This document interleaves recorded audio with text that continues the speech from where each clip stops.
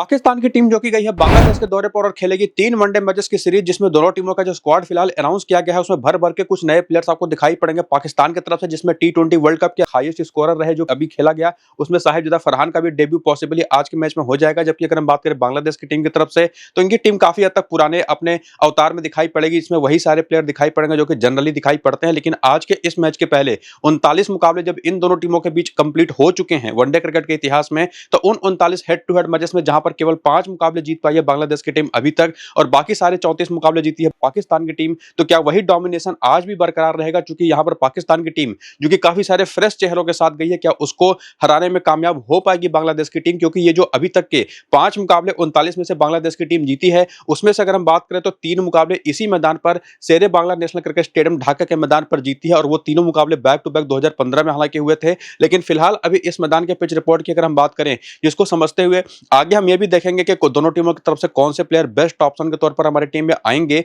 और उसी बेसिस पर काफी हद तक हमारी एनालिसिस कंप्लीट होगी कि कौन सी टीम आज के इस मैच को जीतने वाली है। जिसमें पिछले 6 मुकाबले देखे वनडे क्रिकेट के अंदर इस मैदान पर जो खेले गए हैं उसमें से 4 बार पहले बैटिंग करने वाली टीमें जीती हैं, 2 बार बैटिंग सेकंड करने वाली टीमें जीती हैं और इन 6 मैचेस में 68 विकेटें स्पिनर्स को मिली हैं। तेज गेंदबाजों को केवल 33 विकेटें मिली हैं, जिसमें 29 विकेट पहली इनिंग में, 39 विकेट सेकंड इनिंग के अंदर स्पिनर्स को, जबकि तेज गेंदबाजों को 22 विकेट पहली इनिंग में, 11 विकेट सेकंड इनिंग में। और ये जो स्पिन और पेस का डेटा है और ये जो स्पिन और पेस में को मिलने वाली विकेटों की संख्या में बड़ा डिफरेंस है, वो काफी हद तक क्लियर तो कर देता है कि स्पिनर्स का ही डोमिनेशन होगा। हालांकि इसमें हमको देखना पड़ेगा उनका जो फिलहाल मैनेजमेंट है वो किस तरीके की पिच बनाता है आज के इस मैच के लिए। और आखिरी 2 वनडे मैचेस यहाँ पर जो खेले गए थे बांग्लादेश और वेस्ट इंडीज के बीच में, अगर उसमें देखें तो सारी की सारी विकेटें, चाहे इस सेकंड लास्ट मैच के अंदर 15 की 15 विकेटें स्पिनर्स लेकर के गए थे और यहां पर भी 18 के 18 विकेटें पूरे स्पिनर्स लेकर के गए थे। हालांकि उसकी उसी सीरीज के पहले वाले वनडे मैच में भी देखेंगे तो टोटल जो कुल मिलाकर के 19 विकेटें गिरी थी उसमें से केवल 8 विकेटें तेज गेंदबाजों को मिली थी, वो भी पहली इनिंग में 6 विकेटों के साथ। तो ये चीज तो हमको देखनी पड़ेगी, जिसमें ये जो 6 मैचों का इतिहास है उसको आप यहाँ पर स्कोर कार्ड के रूप में देख तो सकते हैं। लेकिन जो बातें आपको मैं बताऊंगा टॉस के बाद टेलीग्राम और व्हाट्सएप चैनल पर कि एक्चुअली ये पिच है कैसी, क्योंकि एक और बड़ा फैक्टर यहाँ पर आएगा वेदर का, क्योंकि बारिश के भी चांसेस यहाँ पर थोड़े बहुत बन रहे हैं। तो एक ऐसे मैदान पर जहां पर जनरली टीमें टॉस जीत करके पहले बैटिंग करना प्रेफर करती है, जो कि मैच के आगे बढ़ने के साथ साथ ये विकेट स्पिनर्स को मदद करने जाती है। और साथ ही साथ चूंकि किसी सीरीज का पहला मैच है तो विकेट भी फ्रेश होगा, हार्ड होगा, तो हो सकता है कि कोई भी टीम बैटिंग सेकंड भी करना प्रेफर करे वेदर को देखते हुए। लेकिन अगर उसके उल्टा कुछ होता है, वेदर कैसा है, पिच कैसी है, सारी इंफॉर्मेशन आपको मैं टेलीग्राम और व्हाट्सएप चैनल पर देने वाला हूं। टॉस के बाद जाकर के उसको ज्वाइन कर लीजिए, वहीं पर आपको फाइनल टीम भी आज के इस मैच की मिलेगी। तो टेलीग्राम और व्हाट्सएप चैनल जिसको आपको ज्वाइन करना है, लिंक उसका आपको इसी वीडियो के डिस्क्रिप्शन में और कमेंट बॉक्स में जो पिन किया हुआ कमेंट है वहां पर देखने को मिल जाएगा। फिलहाल आप यहां पर देखिए बांग्लादेश की टीम, जिनका मोस्ट प्रोबेबल प्लेइंग 11 और बैटिंग ऑर्डर कुछ इस तरीके का दिखाई पड़ेगा, जहां पर मुझे लगता है कि सौम्य सरकार सैफ हसन के साथ ओपन करेंगे, या तो यह भी हो सकता है कि अगर सौम्य सरकार को ये लोग ना खिलाएं, जिनके रिकॉर्ड्स पाकिस्तान के खिलाफ भी और इस मैदान पर आगे आप देखेंगे कमाल के हैं। और वनडे क्रिकेट के अंदर जितनी भी क्रिकेट खेली है सौम्य सरकार ने किसी भी एक ऐसी इंटरनेशनल टीम के खिलाफ जो वनडे इंटरनेशनल मैचेस खेलती है उसमें सबसे बढ़िया रिकॉर्डिंग का पाकिस्तान के ही खिलाफ है। तो मुझे उम्मीद है कि ओपन करेंगे, वरना अगर ये नहीं खेलते तो लिटन दास इनके यहाँ पर आपको ओपन करते दिखाई पड़ेंगे। यही एक चेंज दिखाई पड़ रहा है, बाकी तो सारे प्लेयर आपको वही दिखाई पड़ेंगे जो कि मोस्ट प्रोबेबली रिसेंट टाइम में बांग्लादेश की तरफ से दिखाई पड़े भी हैं। इसमें ऑलराउंडर के तौर पर मेहदी हसन मिराज भी हैं, उसके बाद रिशद हुसैन लेग स्पिनर है, तनवीर इस्लाम लेफ्ट आर्म ऑर्थोडॉक्स बॉलर है, बाकी तस्कीन अहमद और मुस्तफिजुर रहमान है। और उसके बाद इनके पास जो बेंच है अगर आप उसको देखें तो सोरिफुल इस्लाम बाएं हाथ के तेज गेंदबाज, नाहिद राणा दाएं हाथ के तेज गेंदबाज, तंजीद हसन इनके जो टॉप ऑर्डर के ओपनर है, लेफ्ट हैंडेड बैटर, हो सकता है इन्हीं को मौका मिल जाए सौम्य सरकार की, जहां पर यह भी एक पॉसिबिलिटी है। और बाकी आफिफ हुसैन जो कि इनके लोअर ऑर्डर बैटर है, ऑफ स्पिन बॉलिंग थोड़ी बहुत करते हैं, ये आपको पॉसिबली बेंच पर बैठे दिखाई पड़ेंगे। और बाकी करियर कैसा रहा है इन सभी बांग्लादेशी प्लेयर्स का वनडे क्रिकेट की हिस्ट्री में वो भी आपके सामने है, जिसमें हम निश्चित तौर पर सौम्य सरकार के बारे में जानकारी ले सकते हैं कि 74 ओडीआई मैचेस में 33 का बैटिंग एवरेज है, 2339 रन है, 16 विकेटें भी, जो दिखाता है कि कभी कभी बॉलिंग भी करते हैं, तो थोड़ी सी यूटिलिटी भी इनकी काफी बेहतर होती है। और बाकी सारे प्लेयर्स का भी पूरा क्रिकेट इतिहास वनडे क्रिकेट हिस्ट्री के अंदर, इंटरनेशनल क्रिकेट हिस्ट्री के अंदर कैसा रहा है, जिसमें महिदुल इस्लाम एंकर 3 मैचेस खेल करके 69 रन बना चुके हैं 23 के एवरेज के साथ, ये भी एक युवा खिलाड़ी हैं, इनके भी बारे में आप जानकारी ले सकते हैं। और बाकी सारे प्लेयर जैसे तनवीर इस्लाम एक लेफ्ट आर्म ऑर्थोडॉक्स बॉलर के तौर पर 9 मैच में 16 विकेट ले चुके हैं। और यहाँ पर स्पेसिफिकली मैंने तनवीर इस्लाम का नाम लिया भी इसीलिए क्योंकि बहुत ही इंपॉर्टेंट प्लेयर आज के इस मैच में साबित हो सकते हैं, क्योंकि जो सामने पाकिस्तान की टीम है, अगर आप क्रिकेट थोड़ा बहुत भी ध्यान से फॉलो करते हैं, खास करके पाकिस्तान की टीम को फॉलो करते हैं, तो उनके खिलाफ आप कोई भी एक बेहतर लेफ्ट आर्म ऑर्थोडॉक्स बॉलर हो तो उसको तो आप मिस ही नहीं कर सकते। हालांकि ये स्पिनिंग ट्रैक अगर मिल गई तब तो आप किसी भी स्पिनर को मिस नहीं कर सकते, लेकिन कैसी भी फ्लैट ट्रैक भी होना, लेफ्ट आर्म ऑर्थोडॉक्स बॉलर आपकी टीम में जरूर होना चाहिए।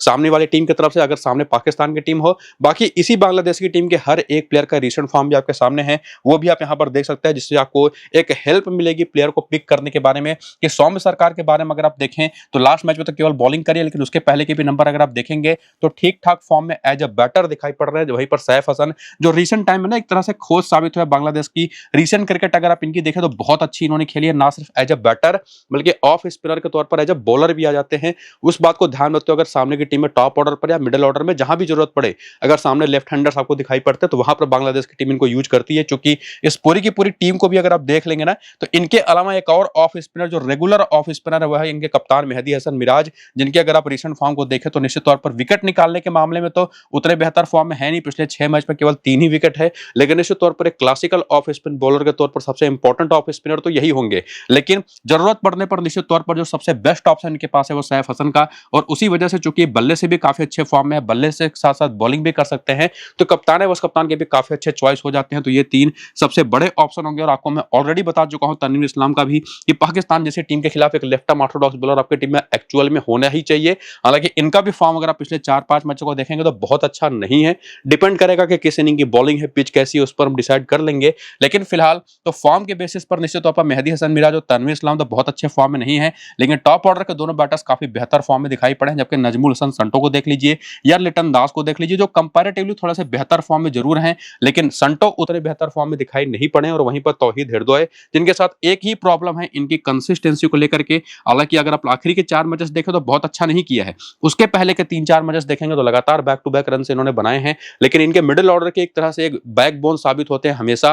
तो इनके मिडिल ऑर्डर में सबसे भरोसेमंद कोई बैटर है तो वो यही है। तो निश्चित तौर पर या तो आप लिटन दास को या तो यहाँ पर तौहीद हिरदोय में से किसी भी एक को पिक कर सकते हैं। महिदुल इस्लाम एंकन, थोड़ी सी इनकी बैटिंग ऑर्डर देखनी पड़ेगी हमको, काफी नीचे आते हैं, थोड़े युवा खिलाड़ी, एक्सपीरियंस की कमी है, तो इनको तो मैं सजेस्ट नहीं करूंगा। लेकिन वहीं पर लेग स्पिनर के तौर पर रिशद हुसैन, जैसे आपको मैंने एक लेफ्ट आर्म ऑर्थोडॉक्स बॉलर के तौर पर बोला था कि आपकी टीम में बॉलर होना ही चाहिए पाकिस्तान जैसी टीम के खिलाफ, उसी तरह से रिशद हुसैन जैसा एक लेग स्पिनर भी पक्के तौर पर होना चाहिए।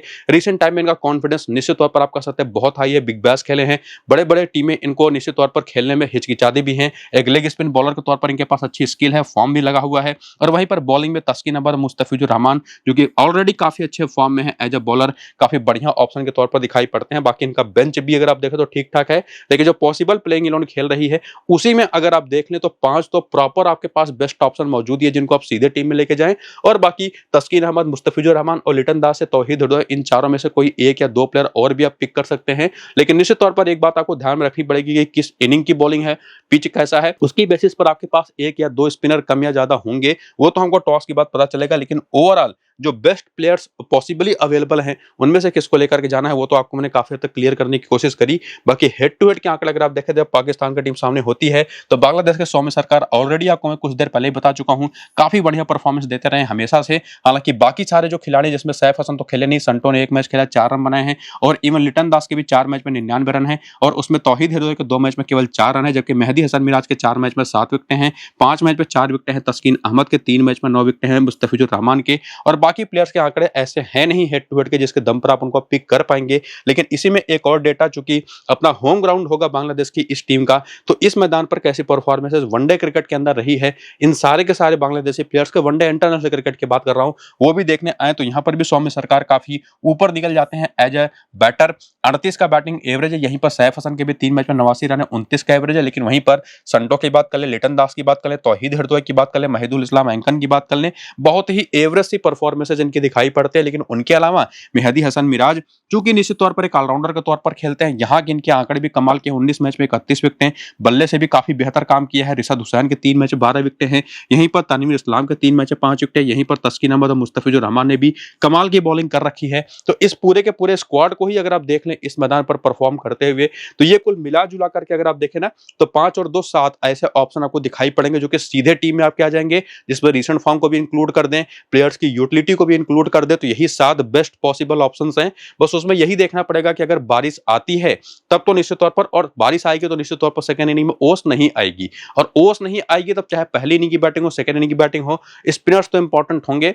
लेकिन अगर बारिश नहीं आती है, सेकंड इनिंग के अंदर ओस के चांसेस बनते हैं, तब तो निश्चित तौर पर सेकंड इनिंग की बॉलिंग अगर बांग्लादेश की हो गई तो 1 या 2 स्पिनर्स आपको कम करने पड़ेंगे। तो ये पॉसिबल 7 बेस्ट ऑप्शंस हैं, इसमें से फाइनली 4 से 5 से 6 कौन से ऑप्शन होंगे वो तो टॉस के बाद ही आपको मैं बता पाऊंगा क्लियर कट। लेकिन उसके पहले आप इनके बैटर्स की भी थोड़ी सी वीकनेसेस देख लें कि जब सामने पाकिस्तान की टीम हो, उनके पास जैसी बॉलिंग है, उसके खिलाफ इनके आंकड़े कैसे रहे हैं वनडे क्रिकेट के अंदर। तो सैफ हसन एक ऐसे प्लेयर हैं जो लेफ्ट आर्म ऑर्थोडॉक्स बॉलिंग पर फंसते हैं, 75 गेंद पर 54 रन बना करके 2 बार आउट हो चुके हैं। फिर भी आप ओवरऑल आंकड़े ठीक ठाक ही कहेंगे। इवन ऑफ स्पिन और लेग स्पिन पर भी विकेट देते हैं, एक एक बार दिया हुआ है इन्होंने, लेकिन रन भी बना करके। और उसके बाद नजमुल हसन संटो की बात करें तो शाहीन अफरीदी की दूसरी गेंद पर आउट हो चुके हैं, पहले बिना कोई रन बनाए। लेफ्ट आर्म पेस इनके खिलाफ निश्चित तौर पर एक यूजफुल ऑप्शन होता भी है। लेफ्ट आर्म ऑर्थोडॉक्स बॉलिंग पर भी फंसते हैं। जबकि वहीं पर लिटन दास की भी बात करें तो शाहीन अफरीदी पर 2 बार और 3 बार बाएं हाथ की तेज गेंदबाजी पर सस्ते में आउट हुए हैं। और उसके बाद और भी बाकी बैटर्स की बात कर लें तो उसमें तौहीद हिरदोय हैं जो लेग स्पिन पर फंसते हैं, हैरिस रऊफ पर आउट हो चुके हैं एक बार सस्ते में। वहीं पर महिदुल इस्लाम एंकन जो ऑफ स्पिन पर 2 बार बहुत ही ज्यादा खराब आंकड़ों के साथ आउट हो चुके हैं। वहीं पर मेहदी हसन मिराज, ये भी मोहम्मद वसीम जूनियर जो उनके दाहिने हाथ के तेज गेंदबाज है उनके खिलाफ, बाकी बाएं हाथ की तेज गेंदबाजी और लेग स्पिन बॉलिंग तो स्टिंग के खिलाफ हमेशा से यूजफुल रही है।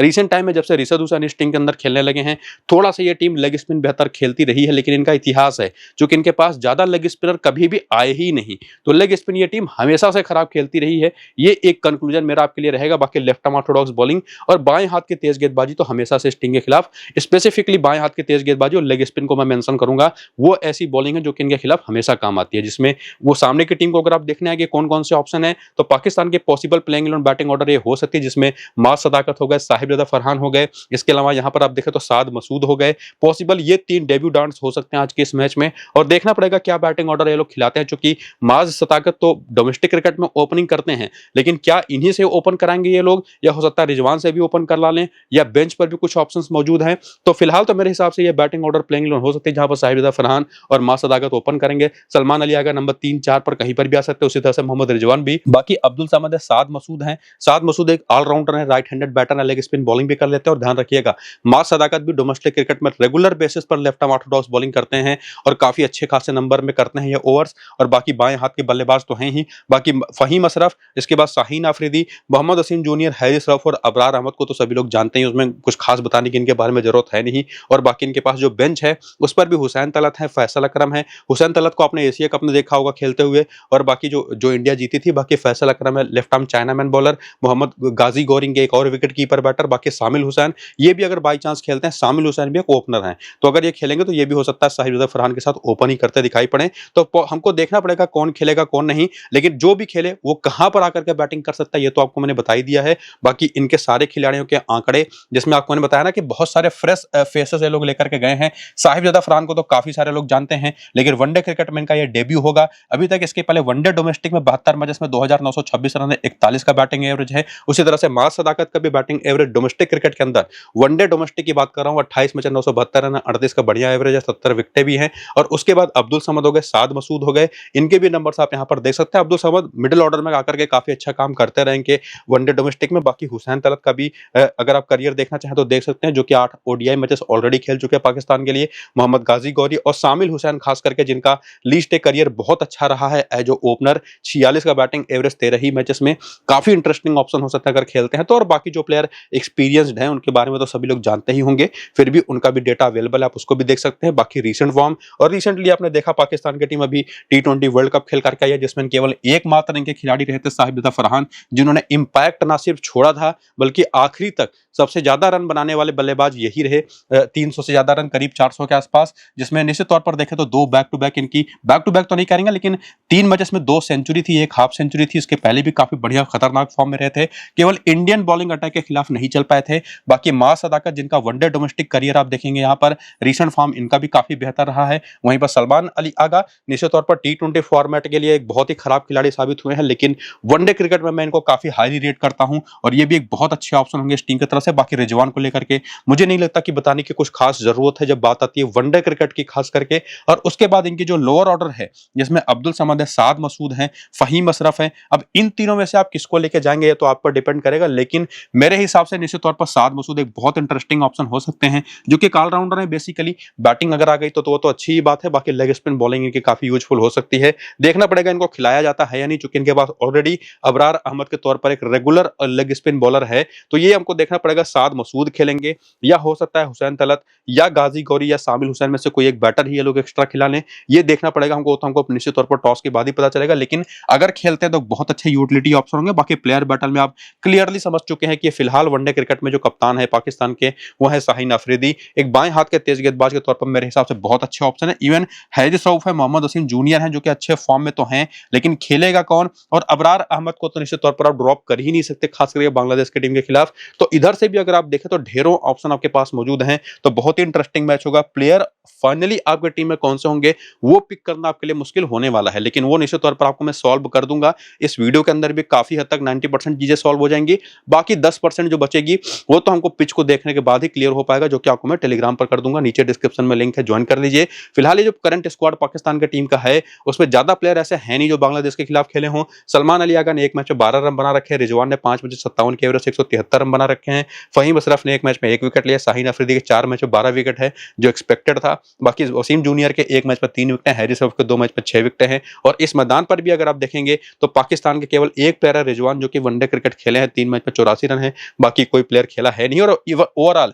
ये तो आपको मैं बता दूं कि वीकनेसेस जब हम देखने आते हैं प्लेयर बैटल में कि जो बैटिंग टीम है उसकी बैटर्स जो है फिलहाल वो किस तरीके की बॉलिंग पर फंसते हैं, तो पाकिस्तान के खिलाफ निश्चित तौर पर आपको मैं काफी हद तक शुरू में ही क्लियर कर चुका हूं जब बांग्लादेश की टीम के बारे में बात कर रहा था कि लेग स्पिन बॉलर और लेफ्ट आर्म ऑर्थोडॉक्स बॉलर हमेशा यूजफुल होते हैं। और वही चीज आपको रिजवान और सलमान अली आगा के साथ भी दिखाई पड़ेगी। लेग स्पिन पर ये लोग भर भर के विकेट देते हैं। और बाकी फहीम अशरफ को भी देखेंगे तो ये लेग स्पिन पर एक बार आउट हो चुके हैं, ऑफ स्पिन पर भी, जो कि एक लेफ्ट हैंडेड बैटर है तो इनका बैटल बनता है। बाकी लेफ्ट आर्म चाइनामैन और लेफ्ट आर्म ऑर्थोडॉक्स पर भी विकेट देते रहे हैं। तो ये इनकी जो कुछ वीकनेसेस हैं वो, जिसमें आपको मैं स्ट्रेट अवे कहूं तो लेफ्ट आर्म ऑर्थोडॉक्स बॉलिंग और लेग स्पिन बॉलिंग हमेशा काम आती है, तो वो चीज आपको ध्यान में रखनी है। और ओवरऑल तो काफी हद तक ये बात देखने में लग रही है कि चूंकि पाकिस्तान की टीम काफी सारे नए प्लेयर्स को लेकर के चली गई है, तो हो सकता है बांग्लादेश की टीम के नाम हो जाए ये सीरीज। और मामला बहुत ही बैलेंस दिखाई पड़ रहा है आज के इस मैच में। तो अभी के लिए फिलहाल कहना कि कौन सी टीम फेवरेट है, मुझे लगता है कि बांग्लादेश की टीम आज के इस मैच को जीत सकती है, काफी चांसेस हैं। हालांकि उसमें टॉस का भी एक बड़ा रोल होगा, क्योंकि बारिश की भी संभावनाएं हैं। तो जो भी टॉस का रोल होगा उसके बेसिस पर जो भी हमारी फाइनल टीम बनेगी, तो टॉस का अपडेट, पिच की सारी जानकारी वो आपको मैं फाइनली टॉस के बाद टेलीग्राम और व्हाट्सएप चैनल पर बता दूंगा, और फाइनल टीम भी वहीं पर दे दूंगा। तो जाकर के ज्वाइन कर लीजिए। टेलीग्राम और व्हाट्सएप चैनल का लिंक आपको इसी वीडियो के डिस्क्रिप्शन और पिन कमेंट में मिल जाएगा। बाकी वीडियो पसंद आया तो लाइक जरूर करिएगा और पूरा शुरू से अंत तक जरूर देखिएगा। फिलहाल इसको यहीं पर करते हैं खत्म, चलते हैं, नमस्कार।